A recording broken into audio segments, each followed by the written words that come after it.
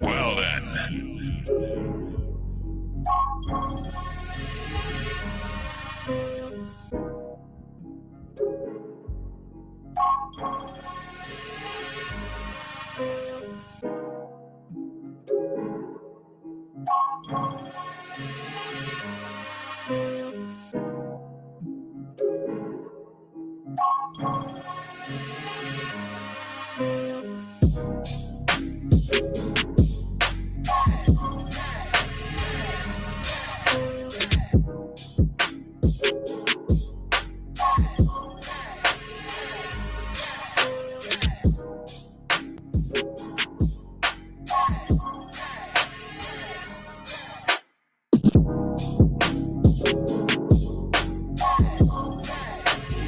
First in line always, Ronky Cup, bro. Let's go, bro. The rice is going crazy.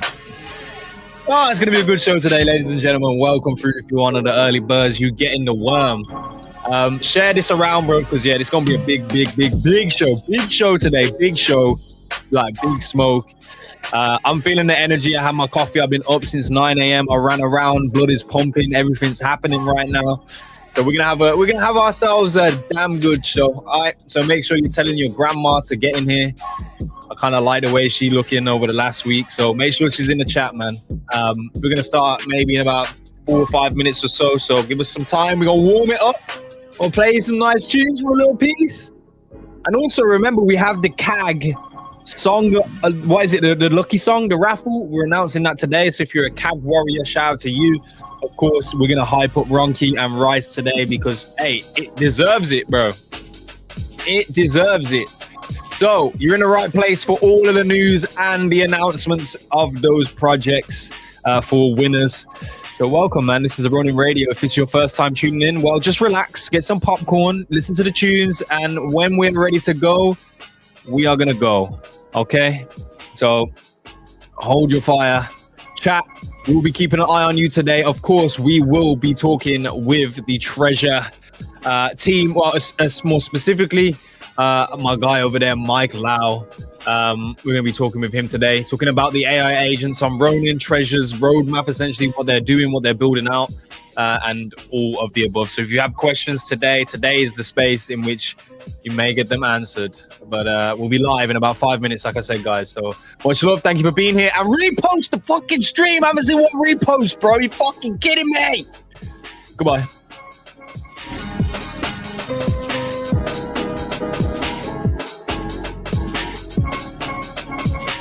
Man actually said Mike Lowry. That's, yeah. Yeah.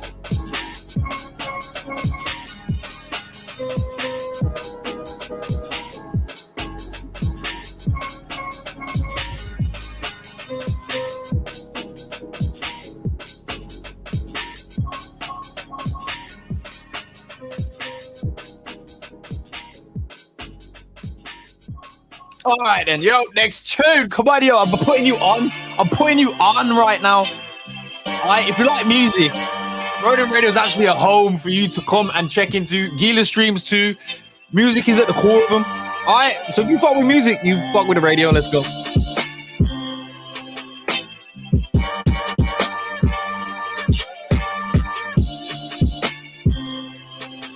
The Toasty Ghosties in the house too. Let's get it.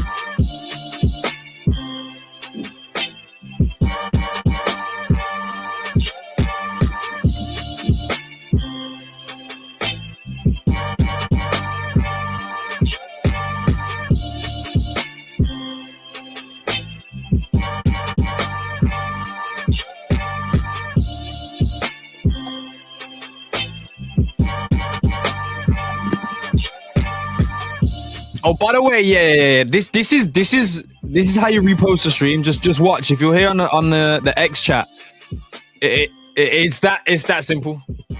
Okay. Just in case you guys were like retarded and didn't know how to do it, like I'll just let you know. Okay. All right. Carry on.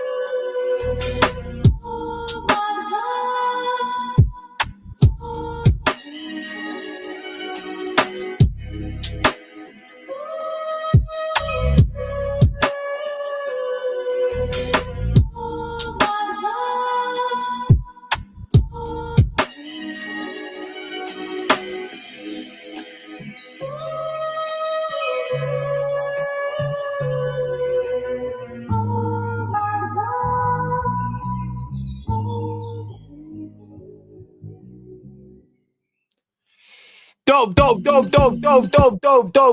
Yo, we about to start this show. I can't lie, man. Steven is doing something right now. He didn't tell me the exact context, so I'm free to say exactly what he's doing. And you know what, lads? Right now, I think Steven's taking a shit, bro. That's what I'm gonna say. Yeah, he's he's on a toilet. But without further ado, listen, ladies and gentlemen. Good morning, good evening, good afternoon. It is time, bro. We gotta get this show popping around the space for today. I know we didn't do Thursday's show last week, but we're back on our regular scheduled program. I'm excited about today, to be honest. We've got a lot of topics to cover, but also the main feature of today's show is talking with Mike Lau from Treasure. And we're going to discuss a lot of the things to do with the AI agents. Of course, it was a big announcement that came out a few weeks ago. We've had some time to explore and traverse the announcement and its effects, essentially. And you guys in the chat, if you have a Treasure AI agent and you have any questions today, we'll be looking into some of those things. I don't know if you saw the title of today's stream. I feel like if you fucked with my artistry, bro, but like, hey, I got a question. I thought that was dope, but I'm gonna give myself my flowers. And yeah. In other news, though, we do have some topics that are on the tip of my tongue, and I'd like to actually, go into a little bit more. But one thing we will be doing today is the CAG giveaway. We're gonna pick a lucky song for the raffle. So if you're psyched up and ready for that, go ahead and repost the stream and let the rest of your CAG community know that it's going down here today. I'm still pressing the CAG team, though. I want the songs. I want all 30. Is it 31? I want all 31 songs. So when we pick a winner, I can jam the tune at the same time. That to me, that makes production sense. But either way, we're doing it. So stay tuned for that. Ronky and Rice are absolutely mooning right now. I think we were number 1 on Gecko Terminal yesterday. Let's see if that continues today on the 24-hour. I think it's like 30% increase, something like that. Something crazy. Rice doing numbers as well. We'll have a conversation about that. Also, people have been sweeping the Ronkiverse NFTs, which is very, very interesting. So more details to go into that. A shout out I want to give to Tori. She was our creator of the week last week, and she's still putting in work. This week, she made a proposals post, which was very, very interesting. And we're going to look into that a little bit more later on in the show. Calamity has launched on Steam, ladies and gentlemen. We have some fire happening on. I tried to make a joke about how Steam is created, but we're on Steam. We got a game on Steam. But shout out to everyone that's playing Calamity right now. Wild Forest, however, is on Epic Game Store. So we're starting to branch out, ladies and gentlemen. On top of that, spotlighting some of our games here in the Ronin ecosystem. Voya Games win Game of the Year by Pocket Gamer for the mobile game, right? Mobile Game Awards at Gamescom. So congratulations and shout out to those guys. There is some Planet Horse drama as well, which we'll go into. And anything else that comes up by you lovely bunch, we will address as well. So, a lot to do today. But I'm going to start as we mean to go on, and that is with the treasure conversation. So let's buckle in as I welcome our guest for today, Mike Lau from Treasure, bro. Happy to have you here. Thank you for coming through. It's a pleasure, man. How you doing? Hey, what's up, bro? Yeah, I'm super excited to join. I really appreciate the welcome to the show. I think the partnership with Ronin is huge, so it's like just being able to join and share more about it is a pleasure. But overall, just absolutely amazing day, and love your energy, man. No, I appreciate it. Thank you, man. It is like I have been very excited and anticipating, because we kind of got to a realization that AI in gaming, like AI in everything, really, so many people are talking about it in so many different genres and fields and applications in our lives. Like it's inevitable, right, at some stage. And obviously in gaming, it's really exciting to see the first forms of that start to take shape. There's obviously controversy around it. People have varying opinions, and hopefully we can have an open conversation about some of those things, maybe your thoughts and from your side of the coin. I think would be helpful and valuable to the community. And like I've said to those guys, you guys in the chat, if you got questions, like put them in there. If it gets like the Ronkies the other day, then maybe I'm gonna skip over it because you guys were wilding. But like we could definitely address some of those things. There's also a lot of like backstory, I think, about like the whole treasure, I guess, journey. Your association with Small as well. Shout out to the Smallverse. So those are the kind of things where I'd like to kind of start off and uncover, so community gets to know you a little bit more and the treasure journey itself, and then we can dive a little bit deeper into AI. So like first and foremost, Mike, how do you get involved with treasure? I don't know the Small story at all as well, so like if you want to throw that in there, I think it would be dope to hear. Yeah, 100%. So my name is Preeminent Mike Lau. I'm basically the current marketing lead for Treasure. I'll just go into my story, I guess. This was like 4 years ago. Previously, like in my previous life, I was in e-commerce and kind of in building like D2C brands in kind of like the Shopify kind of e-commerce space. And then before like joining Treasure and finding out about Smalls is actually how I got into Treasure. So that was like a really fun, interesting like journey. So after like ecom, I previously exited a fashion brand, and then my partner at the time introduced me to like NFTs and this whole kind of blockchain technology and everything. And at the time, I got in through NBA Top Shot. This was like end of 2021. Yeah. And then we were starting to trade like NBA Top Shot cards, like LeBron cards, all these different NFTs, and I really saw the potential in like ownership via NFTs, like the future of collectibles. So through that, like I had another friend called Omega that was in a alpha group called Origins DAO at the time. This was years back, and then I saw his Instagram profile, and this was like the height of the NFT bull market, like early 2022, end of 2021. So then I saw like his profile picture. It was like this like cute little pixel monkey. And then I was like, oh, wow, this is super, super cute. And then I don't know, something about the art just attracted me. So I was like doing some research. I was like, go on Google. I was like, just like a reverse image search, because he was really busy at the time. So I was just like checking it out. And then through that like pixel art image, I found out about like Treasure, and at the time, the whole like white paper, the Smalls community, which essentially the original vision was becoming the Nintendo of like crypto. Yeah. So then it was like a 30-page white paper at the time. And Oh, it so was, we stole that narrative. it was like we the original, merged. We merged. Yeah, yeah. exactly. I feel you. It was like really fun. It was really interesting. Huge gigabrains. Like JP John from the founder of Treasure, he wrote the white paper and kind of the whole like the metaverse and the connected universe. So I was like going into the whole white paper, and then through that I learned about small brains, which is kind of the first party IP of Treasure. And then essentially I just love the community. So I aped in like really early on. I joined in right at the start. The Discord was like a mess because there are like basically no mods. I was like literally the community members were helping each other out. Like the mint was crazy because what you needed to do to get whitelist was like draw a picture of like this a pixel monkey essentially, and then you submit it, you get the whitelist. So then essentially I was like in the Discord community, I was like helping everyone out because there's like no support team. And I was like free at the time because I just exited out of this like ecom business. So I was in the community, I was helping everyone out. And then the team eventually like took note. They're like, oh, hey, Seems Preeminent is like really helping out with the support on the Discord side. I was also starting on content creation as well on X at the time. So I was writing a lot of threads on Treasure and Smalls at the time. And eventually the team like asked me to become a mod. So that's actually how I got my into Smalls. Nice. Like the whole That's how it happens, man. Like if you look at a lot of the people's backstory in this space, like I mean, even like you atone it to similarities with like G-Host, you know, just a community member putting in work on the ground, like, and then it kind of builds up from there. So like if you guys take any gems away from today's show, like understand that the world is kind of weird. You can just do shit, right? Like you can just make shit happen. So and also I wish I had like a button on my stream deck right here to just like put this on the screen anytime that someone cooks, because like this is dope. I like this. I like to press a button and it just be like facts pops up, but yeah, no facts, bro. Like that's cool to hear that, you know, going into the community and kind of just building your way up, just like from authentic passion and care, to be honest, like caring about how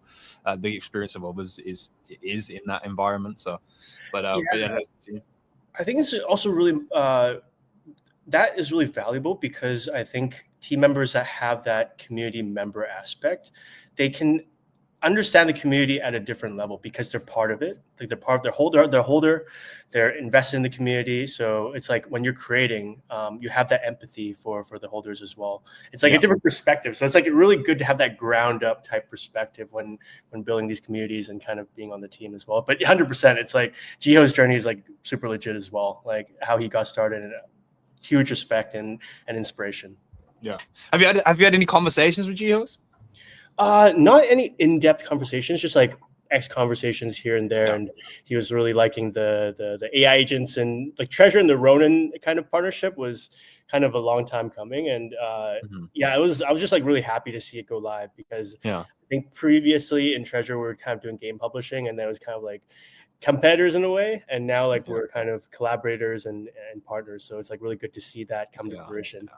Do you think that's probably like a direction that this space might head more towards? Like yesterday I read an article about I can't remember if I can pull it out of X. I'll probably do it throughout the show, but there was someone talking about how the possibility of eventual like token merges, because there's so many tokens in the space and they all kind of have the same desire an event, and it's causing like this, you know, obviously scarcity of liquidity, because it's being split and people are trying to achieve the same thing but in so many different areas. And they were talking about like this token merging functionality or mechanism that you could actually merge the two tokens. Like, but we're at this stage now where, you know, there's a lot to do. I think it is very ambitious from the Ronin perspective to be, you know, this big L1 to take care of all the things that a blockchain has to take care of, to be a game publisher, to, you know, to be the developer of novel mechanics on top of that. Like there's so much that it was asking for. It makes a lot of sense in the direction we're heading right now, where, you know, teams are kind of coming in and they're assisting those different components, which will make Ronin much greater in the long run. So like, how does that kind of come about? You know, I don't know if you're in those conversations or in those rooms where like decision is made as such. But like, when did Treasure kind of realize, you know, okay, maybe let's focus in on like a certain aspect, which, as we can see front facing right now, is obviously the AI agent route? Yeah, I think AI is where it's at in terms of the future. Like it's for the next decades. I feel like AI is such a huge industry, and like previously, like the reason we went into the pivot was because we were already like building an AI prior to like the full pivot into AI agents. Like originally, like we started through like Small World, which is essentially like this Tamagotchi game, and from that, essentially that's where like AI 16Z kind of popped up from. Like originally we worked with them. Well, actually the whole thing started because of Treasure and AI 16Z. Oh, really? Yeah, I was deep in AI 16Z because like yeah. in the November of last year, 2024, I was coming back from YGG Play Summit, and I actually came across virtuals, and it was still kind of, it wasn't early, like I'm talking like cents in evaluation, but it was on the way like to just pass like on the way to $1, a little bit up. And I came across that, and then I really got interested in this whole AI agent arc. The tokenization wasn't actually the priority for me. The on-chain abilities were, but the tokenization of it was like not really a big that big a deal to me. But so I created my own agent, and I started to go study heavy. So I was in like AI 16Z Discord, like taking part in the voice channels and trying to learn more, because I thought the virtuals capabilities of the agents was quite limited. Like it was very limited as to what it could and couldn't interact with. And that's where I really understood that, like, okay, like this AI agent thing is cool, like LLMs are cool and they're very capable, but what's not cool is their ability to communicate amongst like across applications and across communities or whatever. Look, you see my button must be working, bro. My button must be working. But either way, like there were roadblocks that I noticed then, and like I think in today's conversation we can kind of uncover whether those roadblocks are kind of figured, if there are ways to bypass it. We've had some time to kind of evolve from there, but it was a really interesting period of time. Obviously the Eliza arc was very, very interesting too, and I was locked in on that. So that's really cool to hear that if that came out of the Smallverse community. And actually one of the first gaming related AI agent thing I saw was from Smallverse, so that makes sense now. It's all coming together. It's all coming together. Exactly, man. Like that was the origins, and then kind of obviously it's tough running a game publishing like kind of just overall org. And then like I have mad respect to Ronin. Like they've done a great job with that side of things. So then we went into full AI mode because the whole team was just like really bullish on AI and the agent tech. I mean, with Small World, that was already kind of this whole like journey. So then we went full pivot like just several months ago into the AI agent tech, into building kind of agents into games, and started off with Smalls. Like Smalls going into Gigaverse. That was the first game that we integrated with Smalls, was Gigaverse. But yeah, that's really where the whole journey began, was like last year, and then it kind of just incubated the past like several months, and then we went into the full pivot. We had to sunset a lot of things, and then I think right now we're in a really good position with a lot of cool partnerships, and with Ronin is a leading one. That's cool to get the backstory though, man. That's like you guys have pretty much been, you know, fingers on the pulse since the whole AI and crypto arc really started. Because before last year, like November, October maybe, like there wasn't really much chatter, and there was no product. That's for sure. So to know that you guys are like in and around that, and then where you are today, like it's cool to find that out. We do have the return of a legend here, so we're gonna bring him up on the stage. I wanted to be part of the conversation. He was the facts button. I like it. What's good, bro? Good morning. What's good, hey guys? man? Sorry about that. I had some. I told the whole chat. Oh, come on, man! Why you gotta do that? I don't know, bro. You gave me too much power, so I abused it. I don't know what he told you, but I imagine it must have been something embarrassing. So I just was saying you're taking a shit. A massive dump. Yes. Yes. No, I promise that's not what it was. Yeah. Yeah. Well, let's dive a bit deeper then. Let's get more like on with context of like today, right? Like what has Treasure done? Like what is the partnership with Ronin? For those that maybe have not come across the announcement, from your perspective, Mike, like what is the mission here right now? Yeah, 100%. So essentially, like with our team, we have this tech that allows us to run these agents at scale. And then how we're like kind of using that tech is in these different mediums. So one of the mediums is through this Ronin partnership, which is our newly revamped like agent creator. So essentially allows users of allow listed like NFTs collections to turn their NFTs into these AI companions that they can talk with, that have their own custom personality, that they can deploy into these like games and dApps to essentially like earn for them in a sense. And then obviously it's different for every game. It's not like every game will like automate the full loop. We sometimes work with these teams, partner with these teams to kind of automate certain loops. But for Fishing Frenzy, which is our leading integration for Ronin, essentially we automate the full loop so folks can save time. I know a lot of folks are really busy. I know Gio is an example because then he was last or 2 weeks ago, he was on the space saying that a lot of folks are in crypto are just like time scarce. So this is where that really comes in is folks get to turn these NFTs into agents that can like autonomously perform tasks for them.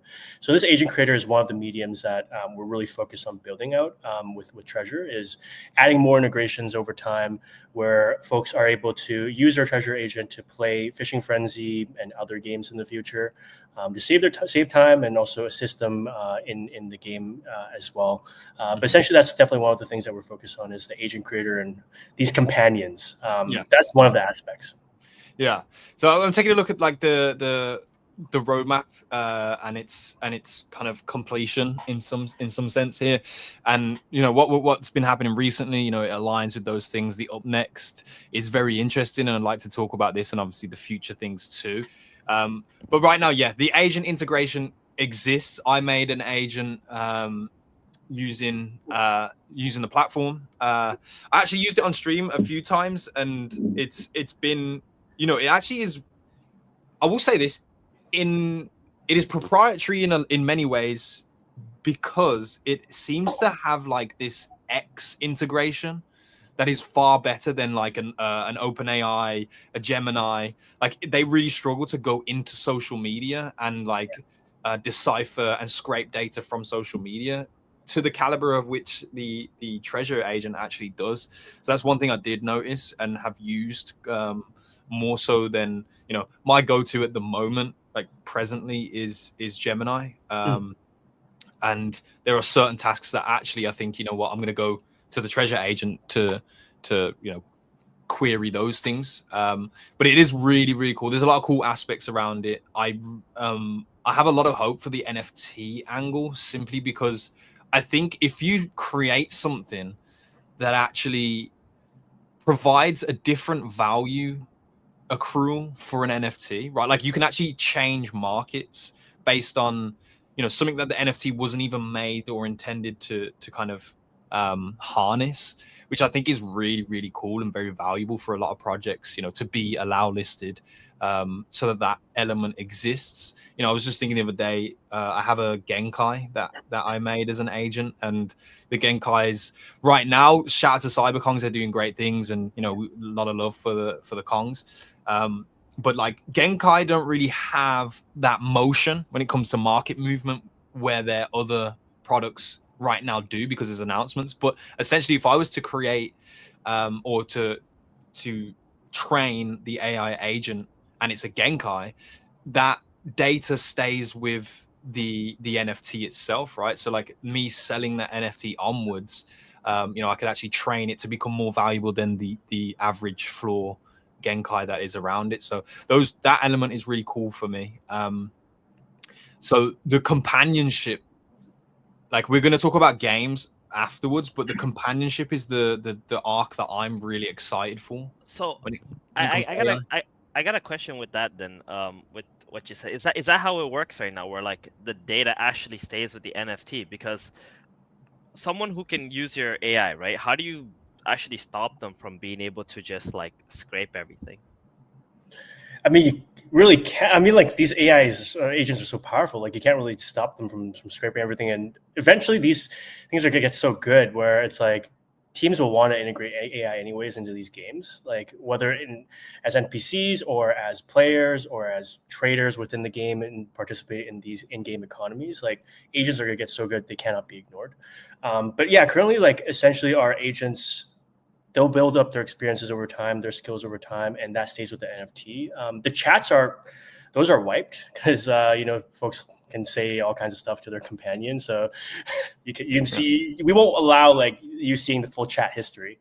So that's the only thing that's kind of wiped. But over time, essentially, these agents will get better, more integrations that they'll participate in. If you play a bunch of Fishing Frenzy, your agent will become better, it'll learn, and also have its own strategies and everything. So I think over time, as we build up more integrations, these kind of different verticals these different agents will have their own like specialties within these different integration fields. Yeah. I'm gonna tell chat to calm Mate for a little bit because we are like Mike. I'm just gonna give you a pre-warning. The questions might get pretty damn tough, right? Because the people have a lot of like, I guess angles that they want to take and they do want to know a lot more. It does feel quite ambiguous right now, right? Like there's a lot that it could present, and like even the wording of companionship and then playing the game for you like comes with a lot of questions, right? So just pre-warning, we are going to get to that juice, but that was good. But it's I think there's for me, Fishing Frenzy is the initial starting phase. Like if we are being intellectually honest here, like Fishing Frenzy is a very simple game. So it's not like knock your socks off, we've got AI agents playing a game for you in some regards. Like how I don't know if you speak for Treasure, of course, like wholly here, but like is the goal to have agents really play games for people at mass scale, like, and that be like their priority or their main purpose is to play games for you? Or do you think it leans more to like the companion side? Because for me, companion is probably more external from the game, whereas if I have an agent that just plays games for me, a lot of people are associating that with the similarity of a bot, right? Yeah, I think there's different angles of looking at it in terms of these AI agents and kind of companions within gaming. Like, I think one area is like AI has like existed in gaming for a long time. Like, I think in Diablo, World of Warcraft, like AI has NPCs as bosses. I think where Treasure can come in is enhance the game loop for these folks. For example, like you're playing an MMO and you don't like grinding, but you love the combat aspect of it. These agents can come in and help you with the grind. Help you in different aspects of the game loop to make the experience more fun for the true gamer. Mm-hmm. And then there's a different side of things where it's like more for the crypto user, where it's like, hey, we want these ways to like assist us in like saving time to like earn within the game. So it's like it's really flexible. It's like, how do you want these agents to like interact with the game?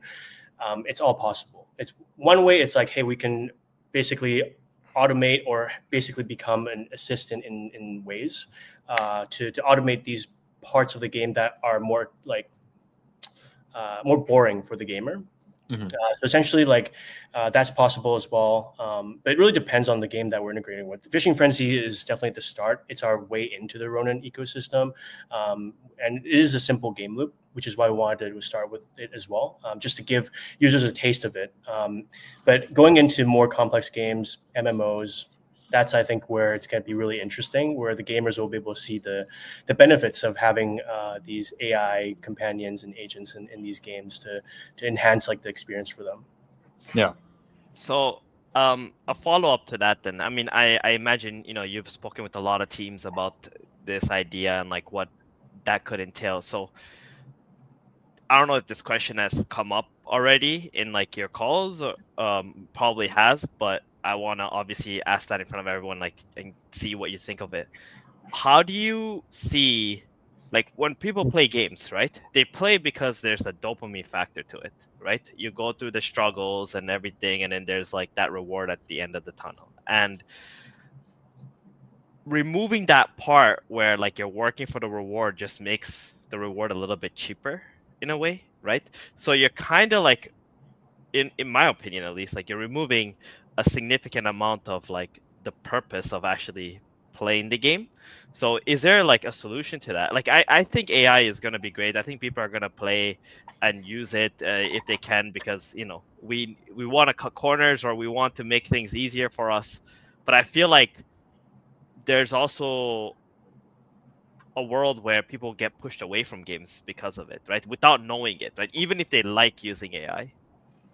Yeah, I think in terms of that aspect, like I think a long time ago, there's Game Shark. There's also GTA cheats and stuff like that. I think traditional gaming, I think it applies a bit less in terms of the assistance side. I think it's because of our industry where it's like crypto gaming, where there's like this financial component to the game, where folks are incentivized to like basically use any way that they can in order to like speed up that process, in order to like further their progress within the game, basically leading to these kind of airdrops have things, in-game rewards, tokens. I think that's because of our industry being so specialized with the financial aspect, where these AI companions, different ways of making it so it's like folks can save time in order to get to that progress, is where it's like the use case will come in. In traditional gaming, it's like I think the grind is definitely important. I know some folks are still like want to get to that fun aspect, like for combat, like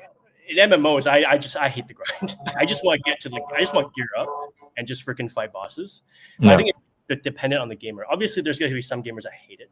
Like that's like we acknowledge that, where it's like, oh hey, we want to do the whole game, we want to play the full game. But I think we're getting more for the folks that, hey, this is more for them, where they want to automate parts of it in order to like speed up their progress and get to the in-game kind of rewards and whatnot in terms of the crypto aspect. And it's like these agents are gonna get so good, it can't be ignored anyways, as I mentioned before. So it's like this is something that they can tap into, or they don't tap into. But then I mean, it's like I feel most folks would, if there is that financial component.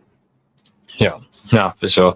Like, I think, is there of course, Treasure's focus is AI agents in games, but as the companion, like, is there a lot of focus outside of the game from you guys right now? Like, areas of development for, having the AI agent as almost a co-pilot that's not just like in the game experience itself, but it is capable to do things across other applications. We saw social media within one of the recent roadmap positionings. So like more so outside of just games alone, like is that an area that you guys are focusing on? Yeah, 100%. I think we're starting with gaming is because it's a great sandbox to test these agents in terms of like integrating them into games. Like how do they function in the in-game economy, working with these teams, these game loops and everything. But we're definitely expanding beyond that, where these agents will have their own wallets, and then obviously they can interact with socials as well. So we really want to make this like all-in-one agent where folks can use it in games. It can potentially use it on socials, and then also participate in DeFi as well. So that's definitely down the line where these agents will be able to interact with in-game economies. Currently, it's more on the game loop side, but I think we're going to add that in down the line once each of these agents have their own wallets are tied to the NFT.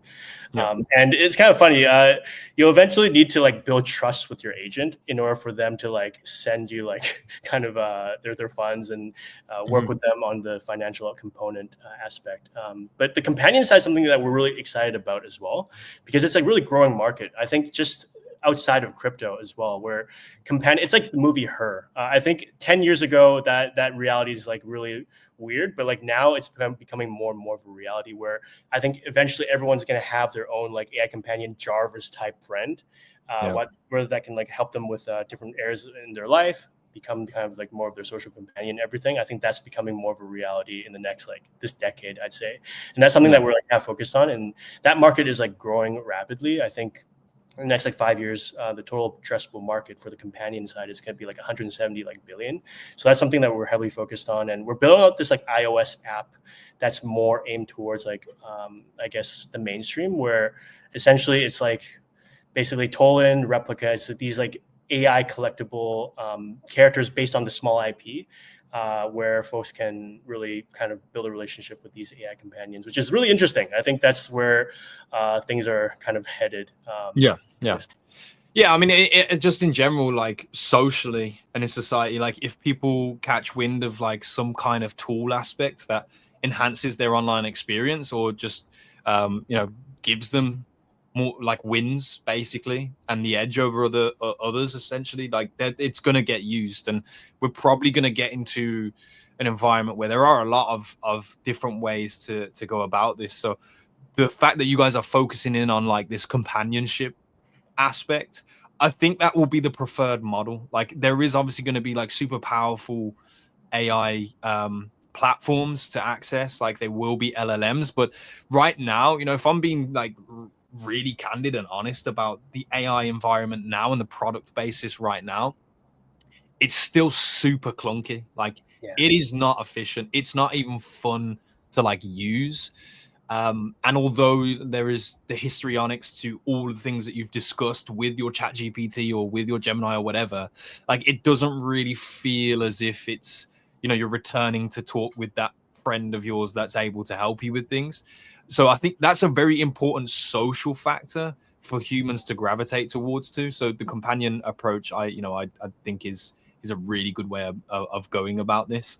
But that's actually interesting, bro. If you start getting it on the iOS app, I think the more places that you can meet with the agent and the more places it can travel with you is very important at this stage. Yeah, and 100%. I think as AI becomes even more widespread as well, like and lower cost and everything, I think there's gonna be a lot more like non-fungible use cases for AI, and I think that's where like this companion aspect comes in, where folks want to collect these AI. Like that's where like these AI characters, where these characters are essentially based off of NFT technology. So then folks can own them, they can trade them. I think a lot of these like non-fungible use cases will like pop up over time, but we're still really early. I think things. I'm gonna pull something out of the pool in my brain that is like it's partly polluted by retardedness, and then it's also like genius, right? But like imagine like the thing that you're saying here about collecting, agents essentially, and there will be attuned to NFTs, and there will be their specific token and they're non-fungible. But like imagine a universe where Smallverse or take any IP into this formula has like a animation series, a game loop that people are starting to get exposure to, product basis and merchandise that they have exposure to. The IP grows and becomes fond in their mind.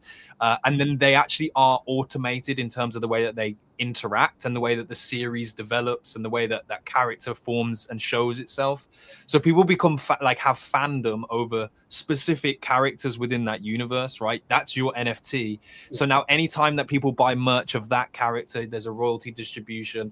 And just in general, if you wanted to sell that character, it could be worth quite a lot. It's like saying, I own fucking Super Mario, right? But Super Mario goes and builds his own story within the universe of Super Mario itself. Like there really is this.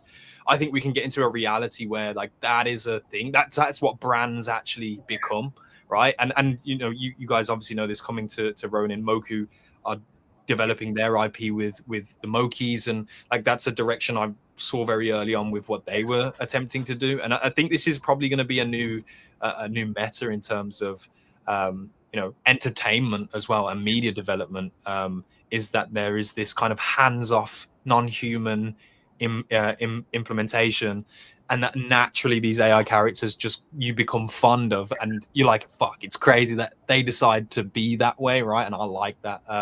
So there is some really exciting avenues that definitely are on that roadmap of where you guys are heading. So I stay optimistic, hope for the best of things, and I think it would be really cool to uncover that reality. I'm gonna ask though.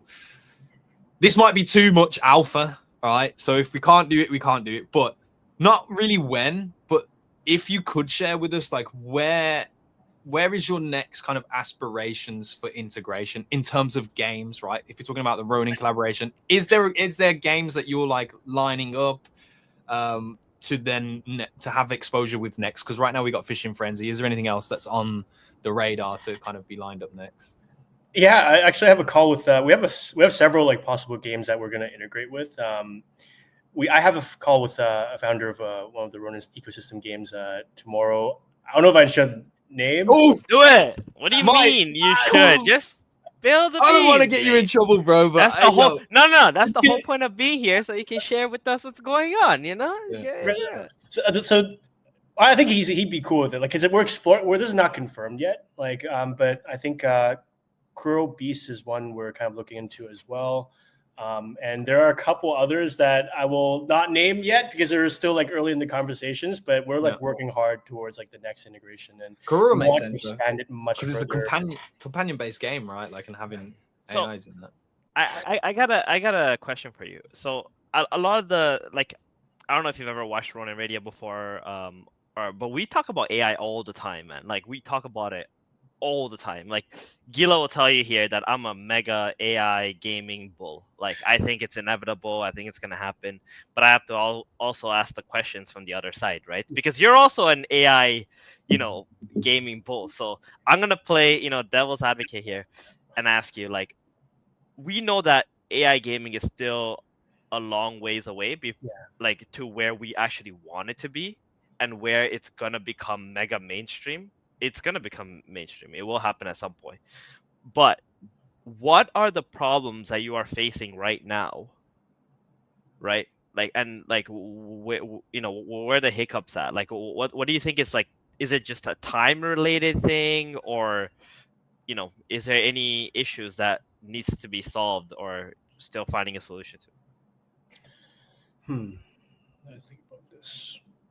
In terms of like problems, are you kind of more on the developer side of things? Is it more on like the general like AI in gaming, AI gaming? Just wanted to kind of dive deeper into Right. So how do we get from where we are now Yeah. to like full automation where the AI is better than players? Because right now it's not, right? Like if you throw them into like some skill game, it takes a long time before they can even figure out the small little tricks and things like that to do. They need millions and millions and millions of games, before they get to that point, and that takes time. But yeah, like how do we get to that point where like we can just load up the AI into a game, it's gonna study the whole thing, and it's gonna spit out like a better version instantly? Yeah, I think in terms of that timeline, I think we're still so early. It's hard to lock in exact time because I think that Well, as well. not so much as a time, but like Right. what do you think is like the current issues like that we're facing for like AI and AI gaming in general? I think it's like more in terms of AI within games. Like I guess like is it crypto games specifically? Is it No, like any games, any AI crypto games, any games, yeah. I think it's data and also the LLM side because a lot of this is also based on LLMs. So I think I think that's where some of the challenges is like the logical reasoning behind these LLMs like going into games because there's so many new games. Each new game has its own game loop, has its own like kind of gameplay experience, and deploying these AI into these different games, it takes some time to learn. But I think the learning curve for these like AI within games will shorten drastically over time as these LLMs improve. We're still so early into like the LLM, like the whole AI space. We're still technically so early into it. I think it's just the improvement of the model. It's also ways for AI to be deployed into these games. We have kind of this like client that we built out where our agents can like basically play any game. It's just like how we kind of give that access to at scale for all users and players. But like playing individual games is our agents are able to do that. But then it takes time because like learning and getting more data for these agents, it takes some time to play the games, to learn the strategies. I think it's like a time and data thing for me, where it's like the improvement of these models, ways for them to capture this data much more efficiently, and then processing it and improving the agent over time. But yeah, I think it's gonna take a little bit of time for agents to conquer that. I feel Right, because I think for AI and gaming, like Yeah. for it to truly be where we want it to be, it needs to have its own logic, essentially, right? Exactly. Whereas like right now, it's sort of just getting data from online, guides, this, that, whatever you input. But we need the AI to be able to like create its own logic, to understand like why this is better on its own, and kind of get to that point. So that's why I was wondering, like, okay, how do we get there, right? Or when do we get there? What's the hiccups like along For the way? that, we gotta do a follow-up show. I gotta bring my AI dev into this. Like Okay. he's the giga brain on the AI development side, and like Yeah. I think he'd have so much insight in terms of like the future development Gotcha. of AI in gaming, and also like the hiccups that he's facing because he's building out these integrations. He's literally the giga brain behind the AI tech for Treasure. Nice. So we definitely need to have a follow-up show where I bring him on and we tackle it. This Yeah, whole, I think it's a really interesting topic, which is like let's do really that. good to the intro into things. Yeah. Yeah. No, that's cool. That's a good question as well, because like really understanding like those roadblocks that are in the way, gives as well like the consumer and a lot of the community the understanding as to, again, like timeline of things and how things will progress, and a bit more realistic around the hype and things like that. Nonetheless, though, I think it is, you guys are in a great position. The partnership with Ronin has been fantastic. Seeing Ronin NFTs being on that allow list is very hopeful. I will say, not seeing 1437 agent and a Gila agent. Hey, we gotta get that in. It broke my heart a little bit. I'll literally put it onto the public roadmap, like just like right, it's in progress. We gotta add you guys. 100%. Yeah. But it's just I guess rounding off, because we've kind of busted balls a little bit over the last few questions. It's really different. It's pretty difficult. But how do you feel about it, like right now and in present? Where you guys are at. Have things gone well since the partnership has been drawn up, and like what's the feels for the future? The ball, essentially, you haven't really spoke about the market potentially is coming around the corner. Like how is the mood right now in the camp, and how has it been since coming into Ronin? Dude, it's been amazing. Like I don't know, like I was so many sleepless nights for me trying to make this work, and like there's the number of partners that we work with Ronin, like CyberKongs, like the Ronin team, like Keg, Ronki, it's just all the NFT partners, all the KOL partners as well, and also on the Ronin team and working with you guys. It's been an absolutely amazing experience. I think it really helped establish like the AI into like kind of gaming and this whole narrative. Because previously, like we were kind of building on our own, and I think going into Ronin, working with you guys, one of the best, if not the best, gaming chain, and obviously now like going into becoming their own L2 on Ethereum, it's like the gamification layer for Ethereum. I think it's absolutely massive. So this has been huge for Treasure Agents, and kind of set the stage for what's to come in the future in terms of this like gaming, AI and gaming kind of narrative. But yeah, I think just seeing the Ronin X Treasure kind of partnership go out was an absolutely like one of the best moments of my kind of crypto career so far, helping that happen. But yeah, I think going forward, it's like more game integrations, improving kind of the kind of optimizing on the agent creator experience as well. But I think it's really bringing more games and optimizing each of these like game integrations. That's where we're really headed. And then obviously we have the iOS companion app that's going to be later down the line, probably fall is where we're kind of pushing out a beta. So we're just full on like heads down focus on the agent creator right now. And I think it'll be a really cool future for what like Treasure X Ronin looks like. Nice. Yeah, man. Well, Mike, appreciate you for coming through. Some difficult questions, but glad to hear about the backstory as well. Shout out to the Smallverse community and all those guys that came through Treasure. I think I saw a tweet as well about like YP. Shout out to Yellow Panther. He was like struggling in the bear market, and that the Smallverse community and Treasure community was a crutch in some ways for him during that time period, and pushed him to go on and do the great things that he's done since then. So a lot of cool people that come from that environment, and I'd like to get to know them even more so maybe I have to dive a little bit deeper into both of those, the Treasure and the small community, myself individually.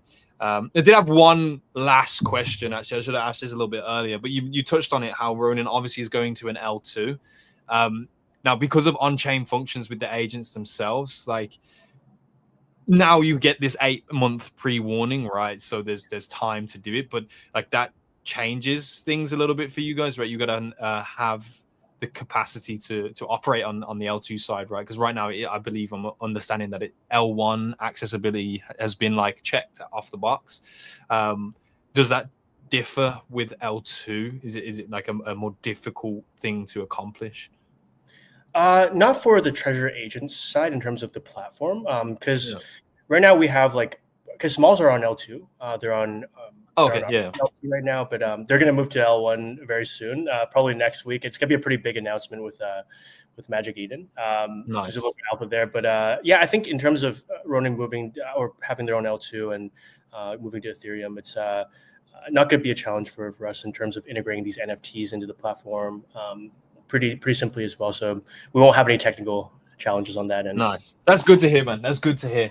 Trevor asked in a chat saying, "Will small world launch on Ronin now?" But I think you kind of touched on the answer of that.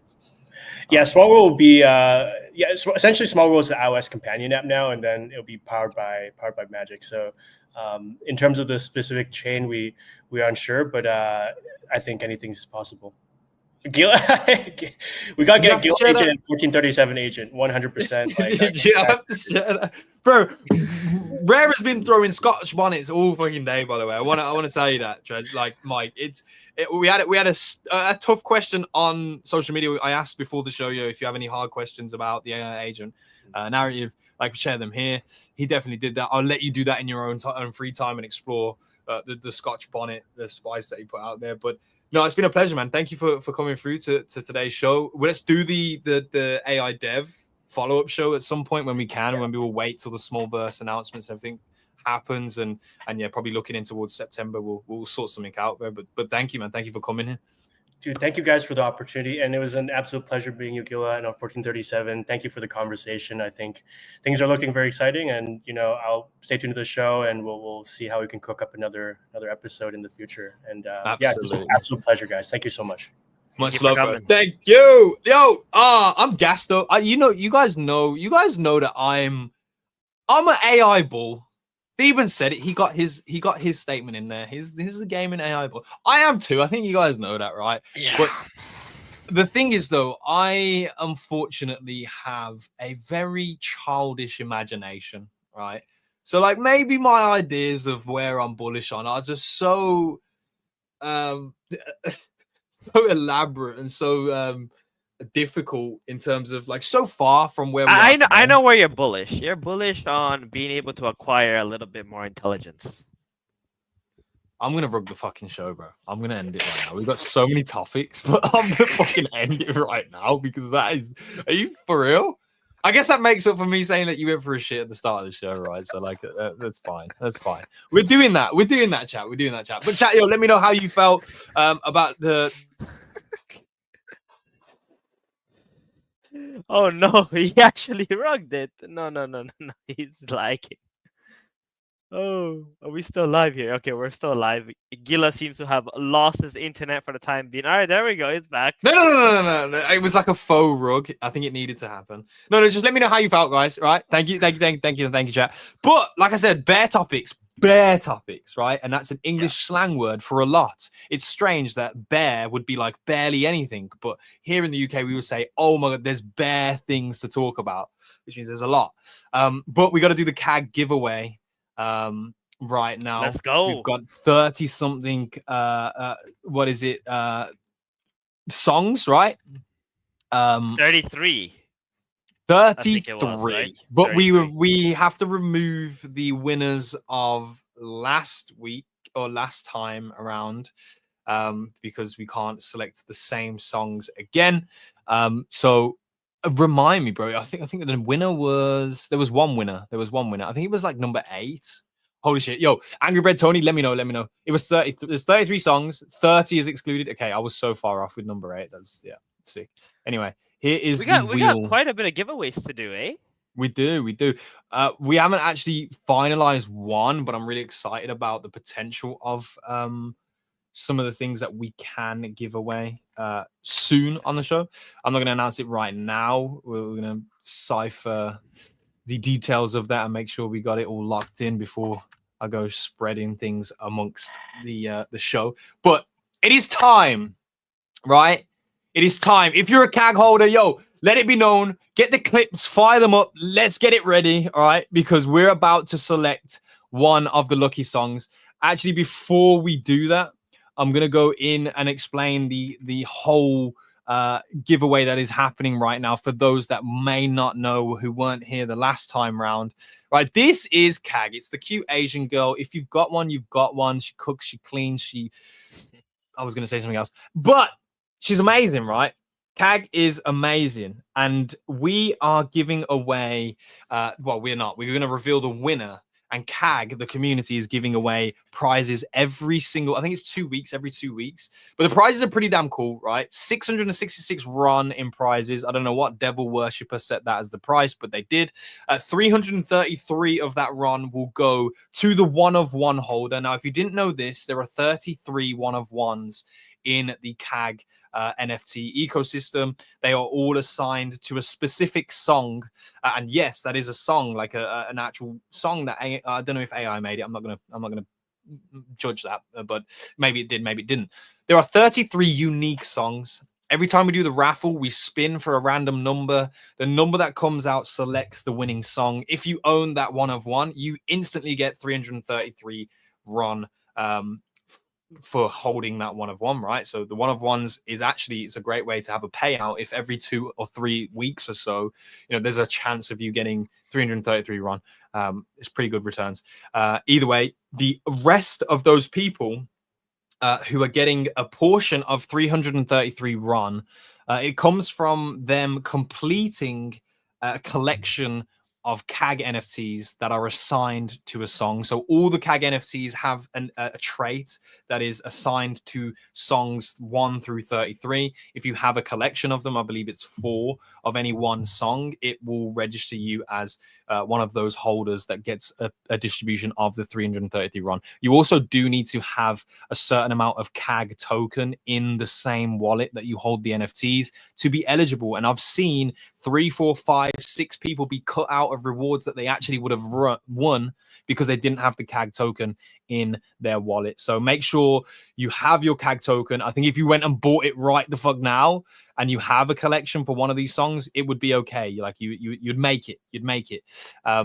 So get prepared, get ready for that one. Let's actually go into the website, which is here. You can go through the link tree, and this is the fragment where the fragments are. The fragments are the songs. Essentially, I didn't really explain that too well, but either way, you can see there are lots of holders. Some of them have the complete music set. Whoever this is, they're winning whatever, regardless. Doesn't matter. They winning something.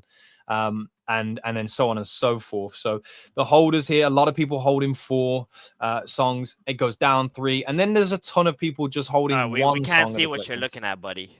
Oh, I'm an idiot. Here you go. Yeah. Merry Christmas. Thank you. Thank you. But here they are, and the fragments themselves, you could check on your wallet. I actually don't have one, so I can't really do that. But either way, this is the type of music you're gonna get from one of those songs. This is the original theme, so we're gonna play this. Ready? We said this was fire last week, Steve, but I know you was feeling this. That was 2 weeks ago, not last week. 2 weeks ago. On a sunny day, trading coins, watching markets play. Then he saw her. Let me turn it down. But okay, I'm seeing chat. Ronky Cop saying, why is it so confusing? I think that's because you're just a Ronky. It's not actually that confusing. NFT has fragments. 4 fragments equals song. If song gets picked, you get distribution. Don't That's mind it. him, Ronky Cop. It's the host. It's not that complicated, bro. It's just the delivery. Either way, if you're stressed about it, just know CAG relieves you of stress. All right? So just don't worry about it. Either way, let us spin. I know the music just cuts out here, which is why I want the media files so we can play them consistently on the production side. Thank you, CAG team. Let's get that sorted. Either way, it's time. We're going to choose one of the songs. If you're locked in, you're locked in. It's spin to win. It is what it is. 1 through 33. The winner at 29 the other week is removed. So here it is, ladies and gentlemen. Good luck. And let's see who is winning or what number of lucky song is the winner this time around. Let's fucking go. Let's fucking go. Let's do it. You should put 0 in there, and then we win if it lands on 0. You know, the house wins. Oh, I thought it was 11. It's 12. 12. It's a dozen. It is the lucky song this week. If you are a CAG fragment song holder, all the words. If number 12 was your number, then there you go. Number 12, you guys have locked it in. The lucky song of this week is 12. Nice. Big shout out to the CAG team, the CAG community also. We appreciate you guys and thank you for coming through to today's show to find out your lucky song winner. People said exclude 30. I don't know if does that make it non-legitimate? Do we have to spin again? No, You messed up the it's ratios. still random. You messed didn't up the remove ratio. 30. This is too much, guys. Come on. This is Like, too Theme was like, much. okay, let's move on. Listen, 12-1. If it landed on 30, you could bitch at me. You Guys, could murder. RNG is RNG. Okay, if it landed on 30, you re-roll. You understand? It's the same RNG. Yeah, it's the same number. And by the way, anyone that is saying roll again, it's just because you didn't have 12, bro. Don't worry about it either way. Don't worry about it. Sweetheart. We'll be back in a few weeks, hopefully with the NFT, the music files, so we can play the lucky song when it wins as well. But you know, shout out again to the whole CAG community. You guys are actually cooking because I know there's partnerships happening with CAG right now. It's one of those IPs and communities in Ronin right now that is they're doing stuff, and you know we got to pay respects and give flowers to these communities for sure. Trevor, it's only different odds if it lands on 30. Yeah, it's the Still same number, odds. really. If we're talking about It's math, the same odds. about Unless it math lands here. on 30. yeah, it's the fucking same. Anyway, guys, congratulations to those that are song number 12 holders. Shout out to the one-on-one holder of song number 12 and the rest of the guys that are going to get distribution of 333 Ron. Actually, low-key, one of the best like giveaways, community activations in the space right now. It is tempting for me to pick up my favorite number, which is number 8. And get all of those fragments in. I might have to do that so I can be part of the fun. But anyway, thanks, Cags.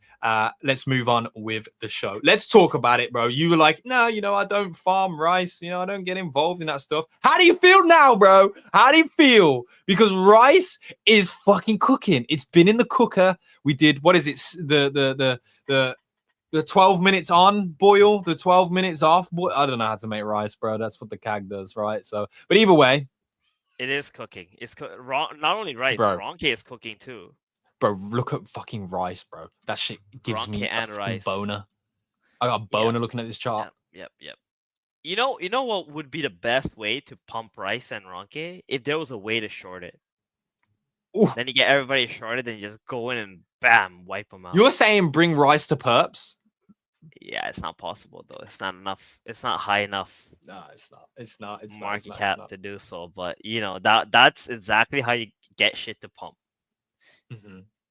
Well, I've been farming rice away like a good honest Ronky, bro. I've got a lot of rice. There is. Now we are in the realms of the game theory. What do you do with your rice? Stephen, I want to ask you a question. If you had spent, let me get an accurate amount here. If you had spent Okay. 4,000 rice, right? And then about $60 in Ronki, which tallied to at the time of doing that, right? Like rice would have been right here around 12 cents, right? When I did it, I'm giving you my scenario, so what, like, and then see what you would do with it, right? So at 12 cents rice, you spend 4,000 of it, right? Which I don't have math, and I don't have a calculator on hand. So chat if you want to answer how much that is, and then $60 on top of that. And now rice is in this position, but you have 10,000 of it. Like what's in your mind? What would you be thinking about doing? Bearing in mind the epoch is soon to be over, which means the necessity of having rice on hand is going to be there because I can upgrade the farm, etc. Yeah. How would you be thinking about this now? Would it be like a simple, let me close out and break even, so I'm no longer, you know, in the hole of anything? I've covered all my costs factors. Mm-hmm. Yeah, I mean, it's always like there's a different feeling to just being taking your initials out, you know? Mhm. Once you take it out, you can just let it ride all you want. Like you won't feel a thing, right? But like when you're underwater, that's when, you start to have sleepless nights, right? And you start thinking about it, you start thinking about the position and whatever. If you can just forget it and go, then that's good too. But remember, the same thoughts you're having is what everybody else is having. Mhm. And pools are shared, right? So everybody shares the same amount. So whatever amount that you see in your wallet, that's pretty much like the highest possible amount that you can get, right? That's what it actually means. So, True. always be, yeah, it's Ronke, it's rice farming, bro. At the end of the day, it's just a game. I'm so sad you're not in it, bro, because I want to see the strats, man. There's no strats, bro. It's literally like a Ponzi. Like that's what it's made for. It's quite literally a Ponzi, bro. There Right? is something coming, right? Rallo didn't mention it last time he was on the show, so I didn't talk about it because I assumed that then is like not or some form of sensitive information. And just to clarify on that, I don't know like details behind it. I just know that like Rice gains more demand at some phase, right? Um, so I don't know. Actually, I gotta go into the Ronky Discord to know if that is fucking information that's out there or not. I'm in the announcements tab. If you haven't already joined the Ronky Rice farming server in Discord, then you absolutely should be. We went into maintenance the other day, but we are now back live as of yesterday. In terms of minor announcements, anything come out? Let me check. No, not since we've been back online. There were patch fixes, however.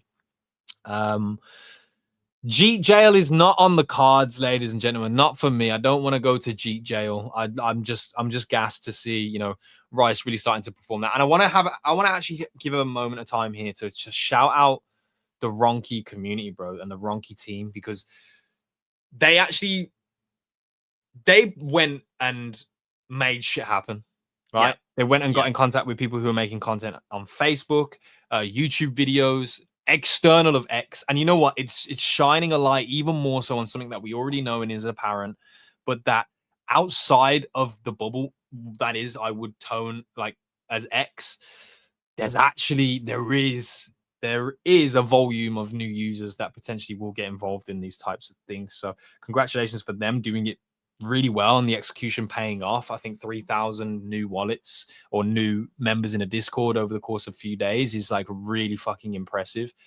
So just big shout out to you guys and shout out to the Ronky Raiders that are still holding it down and bringing the energy there as well in the community and where we are.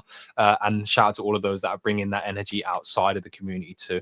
But this is beautiful to see. The NFTs are getting swept as well. I don't wonder if you got any plays on that side. Like I know you got Ronky NFTs, right? But you're not playing none of the fields right now. You just letting Ronky be. Yeah, why? Just go to sleep with Ronki, wake up 5 years later and then see what happens. And and then it just is like a 10 We're, we're ETH all we're all project. we're all about the 5 year, 10 year, 20 year game plan. You know what I mean? It's like Yeah. I'm Well, I'm Ronky I'm 10 good ETH for by now. then, bro. Ronky's gonna be like fucking 10 ETH in 10 years, 10 ETH, and ETH every year. We Because haven't reached the remember, one yet. Ronki is like one of those communities that's like consistently growing with forever users. Yeah.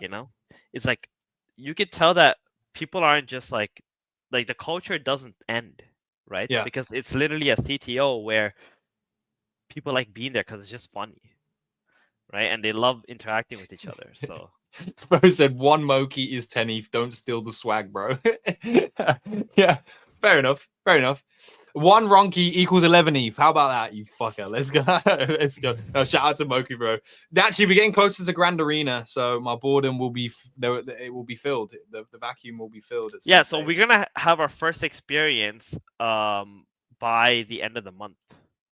Yep. For Moki, by the way.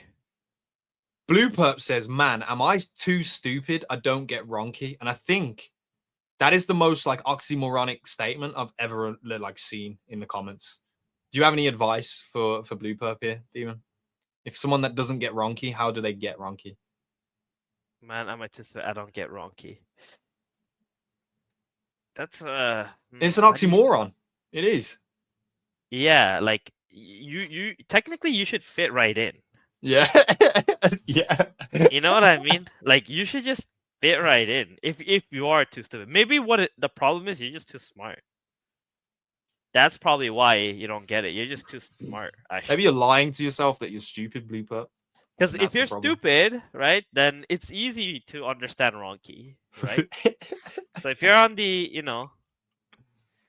Like, what do you not understand about no, this, no, bro? you know Like, what it is, Blueprint. You might be too smart, or actually, you're probably just mid curve. You know what I mean? It's the mid ouch. curves who don't really understand Bro, Ronki, that's a fucking burn. right?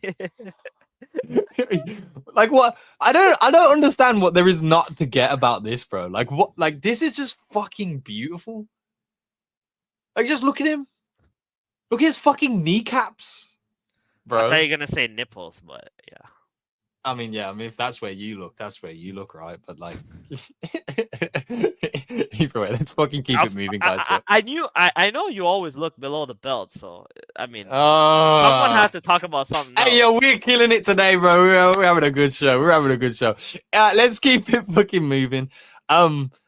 We actually attempted, and we are in contact with, and I don't think you'll mind us sharing this, but I've spoken with David B, who was the guy who made the Arbitrum proposal. I don't know if he made it, but he was the one that delivered When's the he message. coming on? Yeah, so he's not available to make it today. He's on the way back from vacation. Get with him on family. tomorrow. So I said we're going to go outside of the regular scheduled program to make this happen. Wait, What? You're not available tomorrow? tomorrow's my wife's birthday. Yeah, you're fucked, bro. You're fucked. You can't do that. Like you can't. Like if you skip out on that, bro, you're gonna be in the doghouse for a few weeks, and like I just don't want you in that. Wait, I'll. the time is okay. Actually, the time is fine because if Like we're the the morning? same hour, yeah, if it's nine, Yeah. if it's 9 as our normal time, is no problem. I think because Yeah. she needs to do her stuff with the kids probably first and everything. I'll just get up earlier. Yeah.